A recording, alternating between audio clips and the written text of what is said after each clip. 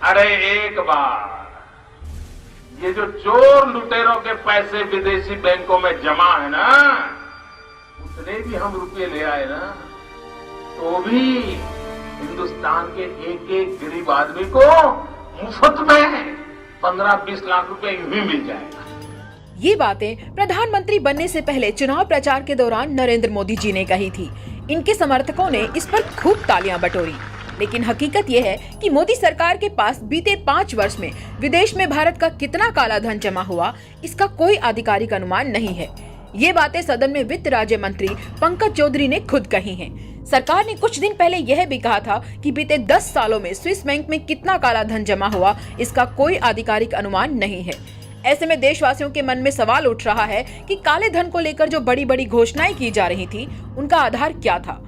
किस आधार पर 100 दिन में काला धन वापस लाने की बात की जा रही थी? किस आधार पर प्रधानमंत्री नरेंद्र मोदी हर देशवासी के खाते में 15 से 20 लाख रुपए भेजने की बात कर रहे थे? किस आधार पर मोदी सरकार यह कह रही थी कि नोटबंदी से काले धन पर विराम लगा है?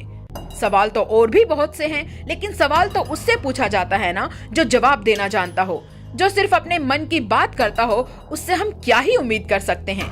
सरकार को भले ही मालूम नहीं कि पिछले 5 साल में विदेशी खातों में कितना काला धन जमा है, लेकिन सच्चाई तो यह है कि पिछले साल स्विस बैंकों में जमा धन में करीब 3 गुना की बढ़ोतरी हुई है। साल 2020 में स्विट्जरलैंड के विभिन्न बैंकों में भारतीय लोगों और फर्मों द्वारा जमा धन में जबरदस्त बढ़त हुई है। साल 2020 में यह बढ़कर करीब 20,700 करोड़ रुपए पहुंच गई।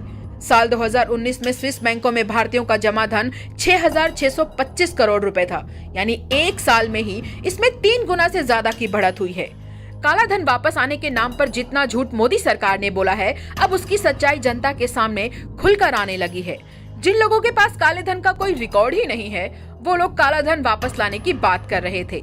जनता इन लोगों के झूठे जुमलों में आकर खुद को ठगा महसूस कर रही है।